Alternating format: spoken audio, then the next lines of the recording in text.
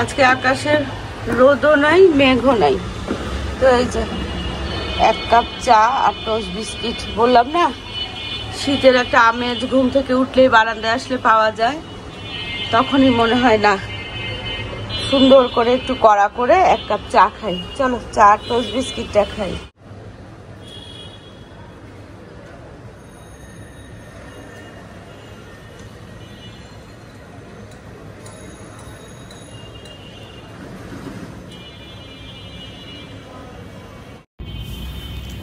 কয়েকদিন ধরে ভাবতেছিলাম যে অগ্নির রুমটা না একটু পরিষ্কার করতে হবে।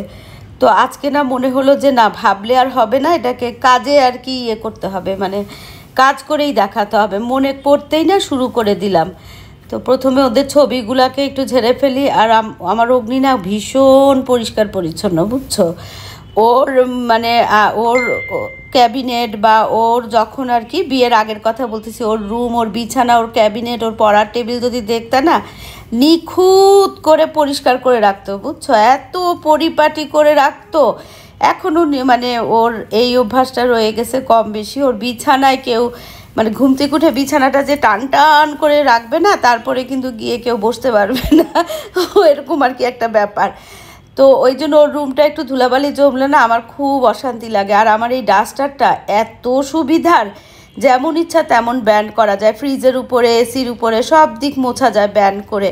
আমি অনলাইনে না খুব কম জিনিস কিনি, কিন্তু যে কয়েকটা জিনিস কিনছি তার মধ্যে এই ডাস্টারটা আর হচ্ছে গ্যাস লাইটারটা, এই দুটো হলো সুপার ডুপার হিট। তো অগ্নির রুমটা যখনই আমি ঝাড়পোছ করি না, মনে হয় কি আমার মেয়েটাকে আমি খুব কাছে আসে, আমার মেয়েটা একদম ধরলেই ওকে মানে ছুতে পারবো, এরকম একটা মনে হয়। কি হয় না, এই যে মেয়েগুলা দূরে চলে যায়, সংসার করতে চলে যায়, কত দূরে চলে যায়। একই শহরে থাকলেও কি সেভাবে আর সম্ভব হয়? সারাক্ষণ একই ছাদের তলে থাকলে যেটা হয়, সেটা তো আর ছাদ আলাদা হয়ে গেলে কিন্তু সেটা আর হয় না, তাই না?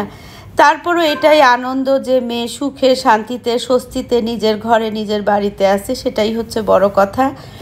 সব পরিবর্তনগুলোকেই মেনে নিতে হয়, বিশেষ করে মেয়েদেরকে বিয়ে দেওয়ার পরে যে একটা মাদের যে একটা বিচ্ছেদের ধাক্কা আসে না, সেটা কিন্তু সাংঘাতিক, মানে খুবই হৃদয় বিদারক।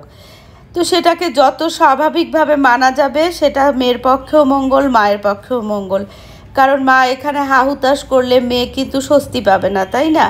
আবার মেয়ে যদি তার সংসারে মানে স্বাচ্ছন্দ্য না থাকে বা মানে স্বস্তিতে না থাকে, মারও কিন্তু এটা সহ্য হবে না। তো দুই পক্ষেরই হচ্ছে স্বস্তি জীবনটা খুবই জরুরি, খুবই। আর একটা সময় তো ছেলে বলো মেয়ে বলো সবাইকেই একটা মেন্টাল স্পেস দিতেই হয়, এটাই হচ্ছে নিয়ম, তাই না? একটা বয়স পর্যন্ত ছেলেমেয়েরা হাত ধরে ধরে হাঁটবে বাবা মার, তারপরে হচ্ছে ওদের নিজেদের জীবন গড়তে ব্যস্ত হবে। আবার প্রয়োজন পড়লে বাবা মা যখন অনেক বয়স হয়ে যাবে, তখন সেই ছোটোবেলার মতো ছেলেমেয়েরা বাবা মার হাত ধরে হাঁটবে। এরকমই হয় জীবন, এটাই হয়ে আসছে, এটাই হবে। আসসালামু আলাইকুম। দক্ষিণে বারান্দায় আমি মিতু, তোমাদের সবাইকে জানাই অনেক অনেক অনেক স্বাগত। সবাই কেমন আছে? আলহামদুলিল্লাহ আমরা একদম ঠিকঠাক। আমি একদম ঠিকঠাক বললে না একটু ভুল করা হবে। দেখো এখানে না একটা বিস্ফোরা হচ্ছে, বিস্ফোরা না সরি লোম ফোড়া, অনেক দিন ধরে না ছোট একটা ছিল, তা আমি দেখি নাই, খেয়াল করি নাই, খালি হাত যেত, তো অতটা করি নাই, প্রায় কয়েক মাস। তারপরে এই যে 3-4 দিন ধরে না ব্যথা করতেছে, ফুলে উঠছে, কিন্তু পাকতেছিল না। কালকে পরশুদিন ভাই উপরতলা যাওয়ার ভাই একটা টোটকা বলছে, বুঝছো, চিনি আর হচ্ছে কাপড় ধোয়ার সাবান, ডিটারজেন্ট না কিন্তু সাবান, এই দুটাকে ভালো করে মিক্স করে না মুখটা বাদে চারিপাশে লেপে রাখলে তাহলে পেকে যাবে।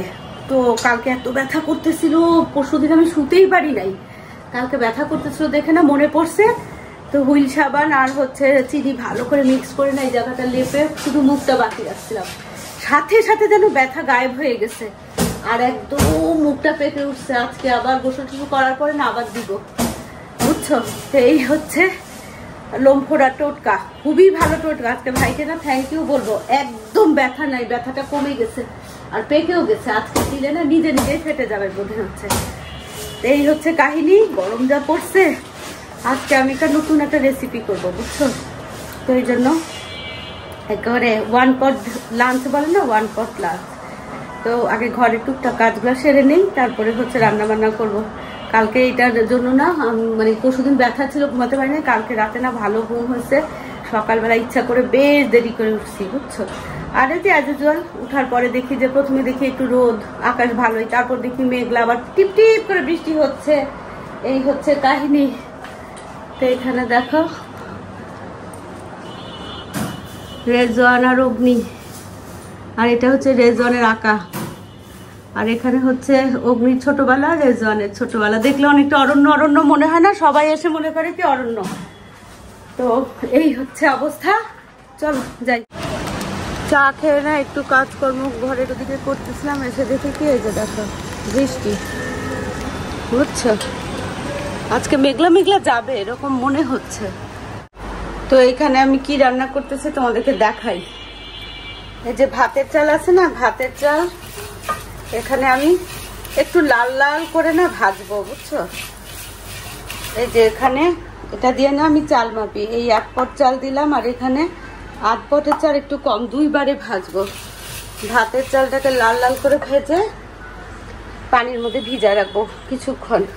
আর এখানে হচ্ছে দারচিনি, গোলমরিচ, লবঙ্গ, কাঁচামরিচ, শুকনা মরিচ, এলাচ, তেজপাতা, এটা পেঁয়াজের সাথে ভাজবো। আর এখানে হচ্ছে হলুদ, মরিচ, তারপরে হচ্ছে রসুন, আদা ম্যাশ করা ছিল না, ছেঁচে নিছি, ধনিয়া, জিরা আর লবণ, তেল। এই হচ্ছে আজকের আমার ইনগ্রিডিয়েন্টস।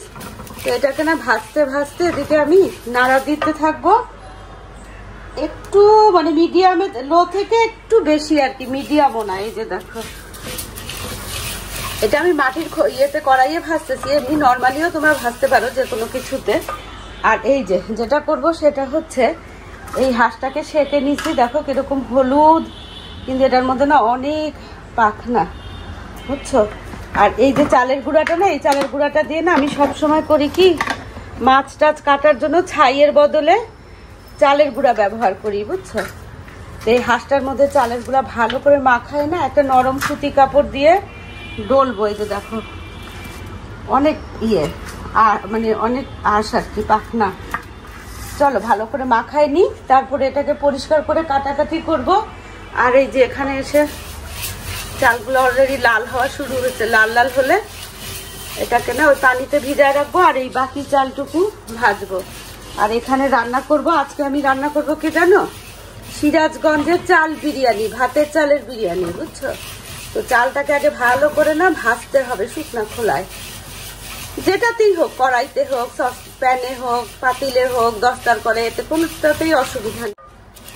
সেটা দেখো এই যে ভাজার পরে না ছোট হয়ে গেছে, চাল ভাজলে যেরকম হয় আর কি, ঠিক সেরকমই হয়ে গেছে। তো এখানে হচ্ছে আমি এখন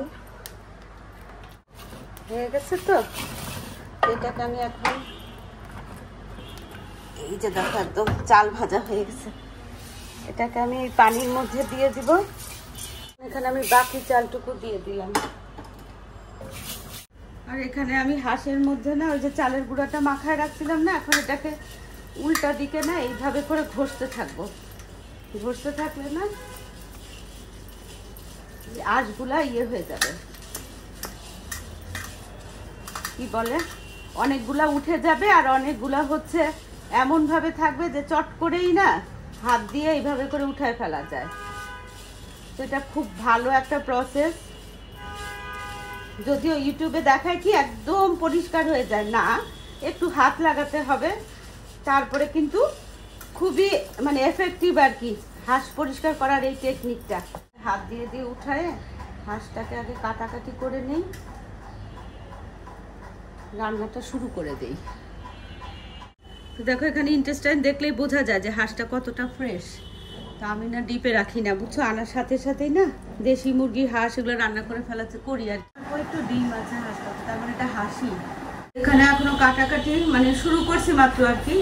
তো ভাবলাম যে তার আগে না মশলাটা কষানো শুরু করি, আর এখানে আমি কাটা ধোয়া করতে থাকি।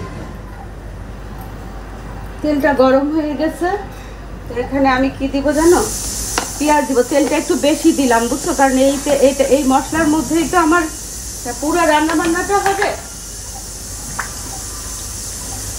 এটার মধ্যে পেঁয়াজ দিলাম, আর এই যে এখানে তোমাদেরকে গরম মশলা দেখাচ্ছি না, সেই গরম মশলাগুলো সব দিয়ে দিলাম। দিয়ে এখন এটাকে হালকা ব্রাউন করে ভাজতে থাকি, আর এদিকে আমার কাটাকুটিও চলতে থাক। 1 কিলো গরম পানিটা দিয়ে দেই, কাটাকাটিটাও শেষ করে ফেলি। এখানে দেখো এই যে চামড়াগুলা, আর এখানে হচ্ছে মাংসগুলা। চলো এগুলো ধুয়ে নেই। আর আমার মশলাটাও না, মশলাটাও হয়ে গেছে, হালকা ব্রাউন করলাম, বেশি করলাম না। তো এখানে এই যে আগে থেকে সব বের করে রাখছি না সুবিধার জন্য, এই যে মশলাগুলো সব দিয়ে দিব। দিয়ে এবারে সাথে হচ্ছে একটু পানি দিয়ে তারপরে কষাবো, না হলে তো পুড়ে যাবে।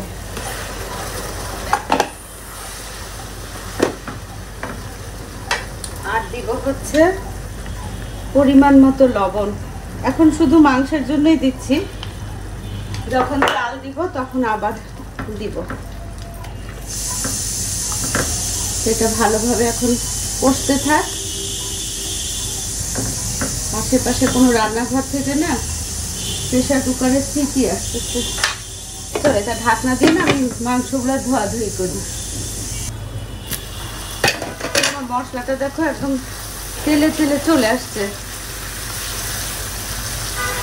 এখন আমি এই যে ধুয়ে রাখা হাঁসটা না ভালো করে পানি ঝরাইছি। হাঁসের পানি ঝরানোটা একদম খুবই জরুরি। পারলে না আরও কিছুক্ষণ আগে পানি ঝরায়ে একদম ড্রাই, মানে এয়ার ড্রাই করে রাখলে বাতাসে একদম শুকায় গেলে আরও ভালো। কারণ দিনাজপুরের একটা হোটেলের একজন বাবুর্চি না বলছিল, আমি যখন দিনাজপুরে, ওখানে তো প্রত্যেকটা হোটেলে হাঁস রান্না হয়, ঢাকায় যেমন মুরগি রান্না হয় সেরকম। তো এত মজা, আমি জিজ্ঞেস করছিলাম রেসিপি, তখন বলছিল যে হাঁস হচ্ছে ধুয়ে একদম পানি ঝরায় বাতাসে একদম পানিটাকে শুকায় ফেললে না, তাহলে হচ্ছে হাঁসের টেস্ট আসে, পানসা ভাবটা একদম থাকে না, বুঝছো? তো এই হচ্ছে অবস্থা। আর তোমরা যারা হাঁসের চামড়া টামড়া এগুলো খাও না, বা মুরগির, এটা না ওই সিরাজগঞ্জের যে চাল বিরিয়ানি, এটা হচ্ছে দেশি মুরগি দিয়ে করে। তো আমি দেশি হাঁস দিয়ে করতেছি, বুঝছো?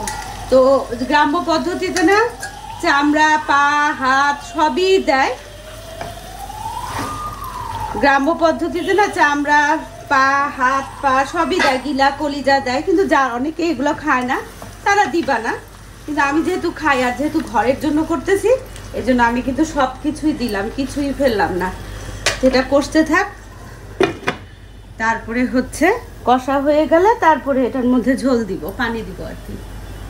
দেখো এখানে আমি সালাদের জন্য না শসা, পেঁপে, গাজর, মালটা, বাঁধাকপি, টমেটো নিছি, বুঝছো? এটা একটু সরিষা বাটা দিয়ে আর হচ্ছে গোলমরিচের গুঁড়া দিয়ে, পেঁয়াজ, কাঁচামরিচ, ধনেপাতা সব কিছু দিয়ে না সালাদ করবো। এই সালাদটা সিমরনের খুব পছন্দ, অরণ্যেরও পছন্দ, ইদানিং দেখে আমারও খুব ভালো লাগে।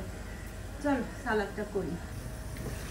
আর এদিকে দেখো আমার মাংস কিন্তু কষানো হয়ে গেছে প্রায় তোমার 40-45 মিনিট বা ঘন্টাখানেক হবে। প্রেসার কুকারে দিতে পারতাম, কিন্তু ব্যক্তিগতভাবে আমার না প্রেসার কুকারে মাংস একেবারেই ভালো লাগে না, বুঝছো? আমার এইভাবে চুলায় কষায় কষায় রান্না করতে খুবই ভালো লাগে। তো এখন আমি করব কি, এখান থেকে চামড়া, তারপরে পা, এগুলাকে না উঠায় ফেলবো, কারণ এগুলা যেহেতু আমি খাই, আমার খুব পছন্দ। আমি এগুলো উঠায় বাকিগুলাতে দিয়ে চাল বিরিয়ানি রান্না করবো। আর এদিকে দেখো ভাজা চালটাকে না একটু পানিতে ভিজিয়ে রাখছিলাম আধ ঘন্টার মতো, আর এখন হচ্ছে ঝরায় রাখছি। দেখো কি সুন্দর, এই যে এখন এই ভাজা চালটা দিয়ে বিরিয়ানিটা রান্না করে ফেলবো। আগে আমি এখান থেকে না পাক চামড়া এগুলো উঠায় ফেলি। এখানে দেখো চামড়া টামড়াগুলো উঠায় ফেলছি, আর চামড়া কত মোটা মোটা ছিল, দেখো কত কমে গেছে।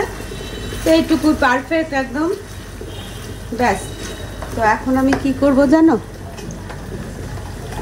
এই চালটা দিয়ে আরো ধরো 8-10 মিনিট না ভাজবো, একটু চড়া আঁচেই ভাজবো।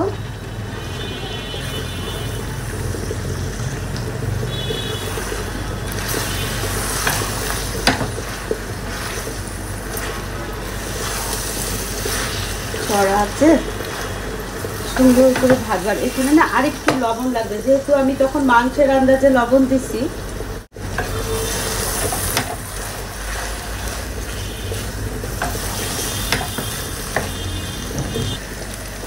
তো এখানে কিন্তু আমি কাঁচা মরিচ দিছি, গোলমরিচ দিছি, শুকনা মরিচের গুঁড়া দিছি, আস্ত শুকনা মরিচ দিছি, মোটামুটি একটু মানে ব্যালেন্স ঝাল, খুব ঝাল দেই নাই, ব্যালেন্স ঝাল দিছি, কিন্তু ঝাল দিলেও ভালো লাগে। মাংসটা যখন 80% কষে গেছে না, মানে 80% বয়েল হয়ে গেছে, তখনই কিন্তু আমি চালটা দিছি, বুঝছো। আর এখানে হচ্ছে আমি এটা ওই পুরা সরিষার তেল দিয়ে রান্না করা যায়, কিন্তু আমি তেলটা একটু বেশি দিছি, আর তেলের সাথে না একটু সরিষার তেলও দিছি, আবার রান্না হয়ে গেল না একটু সরিষার তেল দিব, কিন্তু এটা যার যার ইচ্ছা মতো যে যেমনি করতে পারে।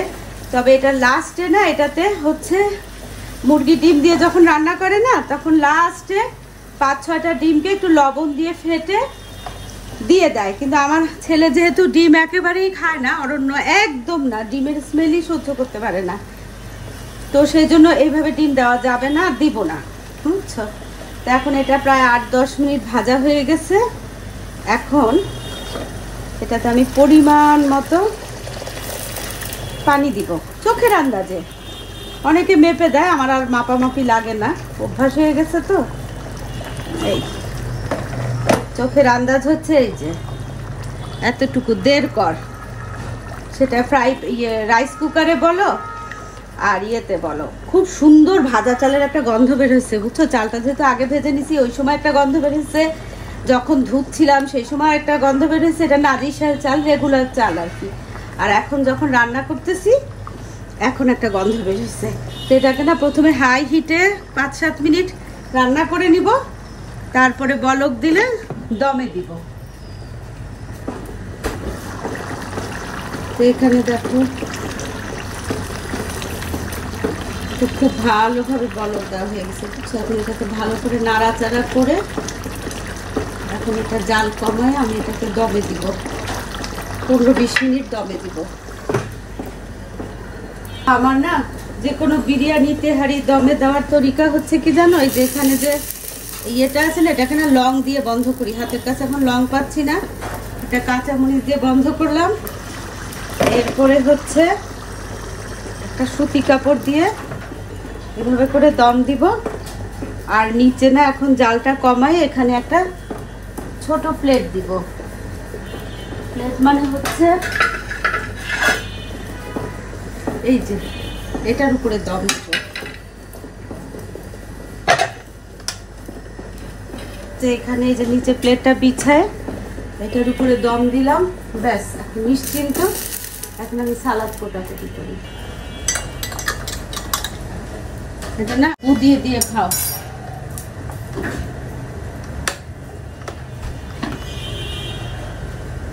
আর একটু গরম হলে মনে হয় ভালো হতো, তুমি তো গরম বেশি খেতে পারো না। সিমরনের গলা ব্যথা, একদম হা করতে পারছিস না। ধরো দেখো তো একটু গরম দিব না, কি খায় ছোট বাচ্চা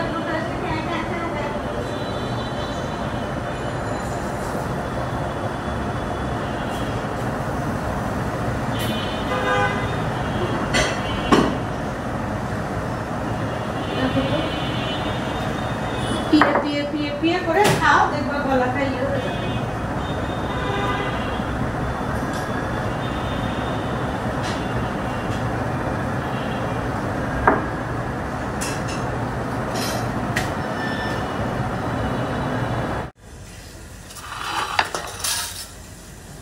এখানে না মালটা বাদে পেঁয়াজ, কাঁচামরিচ, ধনেপাতা, এটা হচ্ছে কি জানো ভুলে গেছি, বাঁধাকপি, পেঁপে, শসা, গাজর সব দিলাম। আর দিব হচ্ছে একটু কাঁচামরিচও দিছি, গোলমরিচ দিব, লবণ দিব, আর সামান্য একটু এই যে সরিষার মধু দিব, সামান্য, জাস্ট টেস্টের জন্য, লবণের ব্যালেন্সটা যেন ঠিক আসে। আর এটা হচ্ছে সিমরনদের শ্রীমঙ্গলের ছাদ বাগানের মালটা, এত রস বাবা। সিমরন আজকে মালটা দিয়ে সালাদ বানাচ্ছি।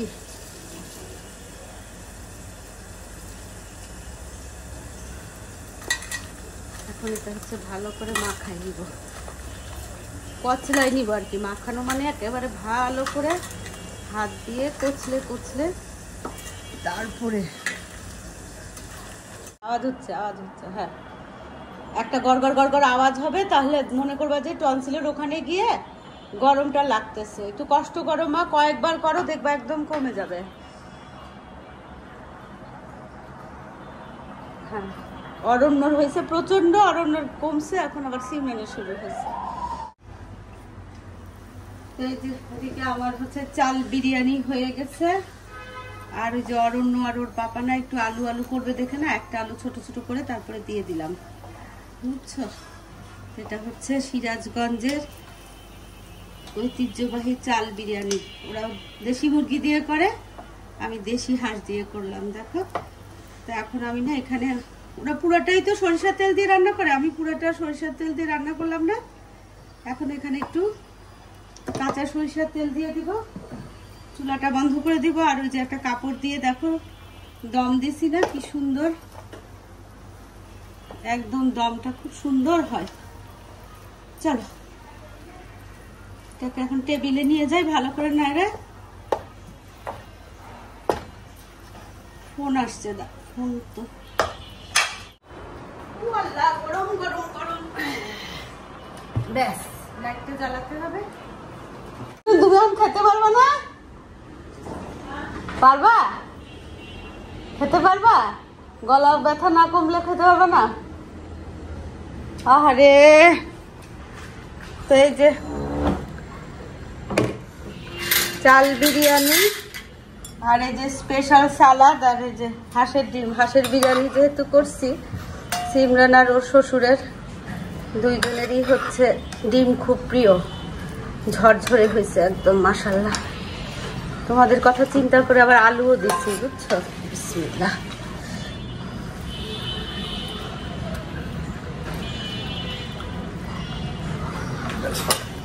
আলু দেই একটু না, না খাও।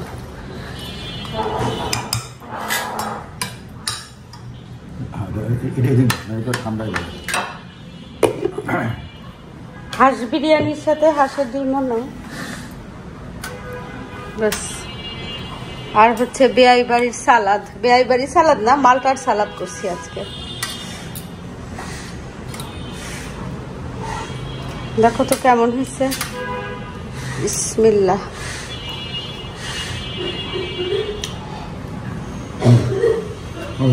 লবণ বেশি হয়েছে? হ্যাঁ, শিওর? পারফেক্ট।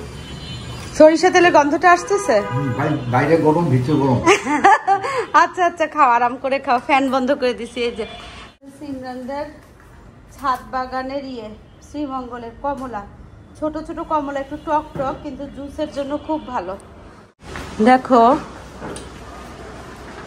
ভিডিওর প্রথম দিকে বোধহয় তোমাদেরকে দেখাচ্ছিলাম না যে আজকে এই রুমটা একদম ঝাড়পোছ করছি, সুন্দর করে ক্লিন করে একেবারে জানালা টালানা সব ঝাড়ছি। এই জানালায় না আমাদের কবুতর এত ঝামেলা করে, কিন্তু ওই যে দেখো ওখানে একটা লাঠি রাখছি, লাঠি দিয়ে বাড়ি দেই। কবুতর আজকে প্রায় 15-20 দিন ধরে আর বসে না এখানে। ওই যে সিটার আউটলেট আছে না, আউটলেটের উপরে বসে পটি করে জানালায় পাখা টাখা মিলে একেবারে ঘরে হয়ে যায়, ক্যাবিনেটের ভিতরে হয়ে যায়। তো এখন সকালে মেঘলা দেখালাম না, এখনো বেশ মেঘলা। মেঘলা মানে কি, সামান্য সামান্য কেমন যেন ঝিরি ঝিরি বৃষ্টি হচ্ছে, বুঝছো। তো আমি তো এগুলো না সকালবেলা না রাতে এগুলো আমি ধুই নাই বোধহয়। এটা সম্ভবত অরণ্য বা সিমরান হয়তো মেশিনটাকে চালু মানে করছিল, দিয়ে দিচ্ছিল আর কি মেশিন ওয়াশের জন্য। তো এখানে আমার, অরণ্যের, সিমরানের, মাসাদ আহমেদের, আমাদের ডেইলি ইউজের কাপড়। তো এখন ভাবছি কি এখানে টানাচ্ছি, তো তোমাদেরকে ভাবলাম যে তোমাদের সাথে শেয়ার করি। সেটা হচ্ছে কালকে যে মিস্টার DIY এ গেলাম না, এই যে DIY এ গেলাম না, তো এই যে এগুলো হচ্ছে একদম সফট তার, এটার উপরে আবার প্লাস্টিকের কোটিং করা। এগুলো গাছের ডাল বাঁধার জন্য, এখানে সেটাই লেখা আছে যে এই যে গাছের ডাল বাঁধার জন্য। আমি তবু নিয়ে আসছিলাম। তো এখন এই যে এগুলো, এটাকে না কাটা লাগতেছে না, এইভাবে 2টা লাইন করে না ওইভাবে আর এভাবে দিয়ে এখন এখানে কাপড়গুলা শুকাতে দিয়ে, তো এখানে এখন হচ্ছে এই যে তার 2টা দিয়ে দিলাম। এখানে অনেক কাজে এগুলো ব্যবহার হয়, বুঝছো? তো এই যে কাপড়ের কোনো দাগ টাগও ভরবে না, তা আমি না এগুলো লাগাতে লাগাতে ভাবলাম কি তোমাদের সাথে শেয়ার করি। আগে অনলাইনে প্লাস্টিকের যে তারগুলো কিনছিলাম সেগুলো ব্যবহার করতাম, সেগুলো না ঝুলে যায়, এগুলো আবার ঝোলে না, বুঝছো? চলো এগুলো কাপড়গুলো পটাপট করে দিয়ে দেই, তারপরে ফ্যানটা ছেড়ে দিব না।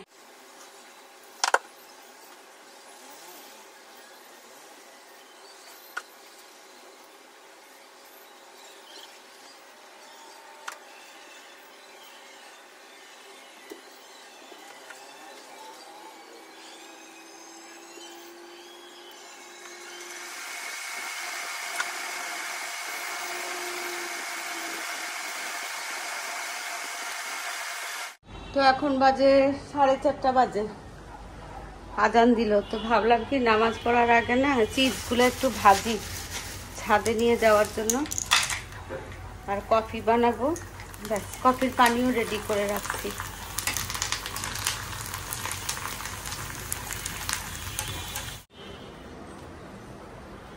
বন্ধ করে 5:30 বাজে, 5:30 বাজে না। তো আমার না চুল এখনো ভেজা, এই জন্য নিয়ে নিলাম। আর বাঁধতে পারি না, বাঁধলে না মাথা ব্যথা করে। ও মোবাইল নিয়ে নেই। তো এখানে এই যে কাপড়গুলোকে এভাবে করে শুকাতে দিয়ে দিচ্ছি। অরণ্য সিমরান দুইজনেরই শরীর খারাপ। অরণ্যের অবশ্য আগে থেকে একটু ভালো ছিল, সিমরানের আজকে থেকে শুরু হয়ে গেছে গলা ব্যথা, সর্দি, টনসিলের প্রবলেম ওর এমনিও আছে।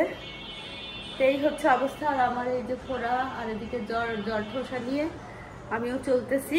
সিজনের ভোগান্তি তো থাকবেই, তাই না, কম আর বেশি।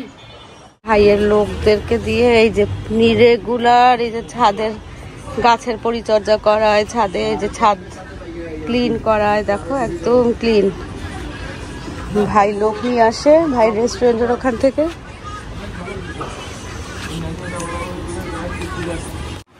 এই ভাই কফিটা দাও।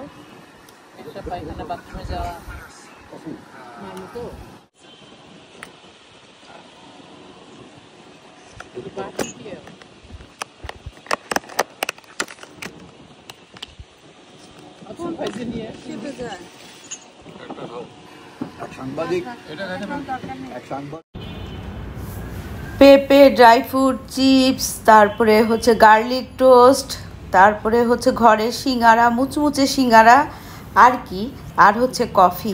এগুলো খেতে খেতে না আজকের এই আড্ডাটা তুমুল জমে গেছিলো। তো সবাই সারাদিন সব রকমের কাজকর্ম পরে না, এই যে 1 ঘন্টা 1.5 ঘন্টা যে এই যে আমাদের বৈকালিক যে চায়ের আড্ডাটা, এটা আমাদেরকে খুব বেশি রিফ্রেশ করে দেয়, বুঝছো? খুব ভালো লাগে।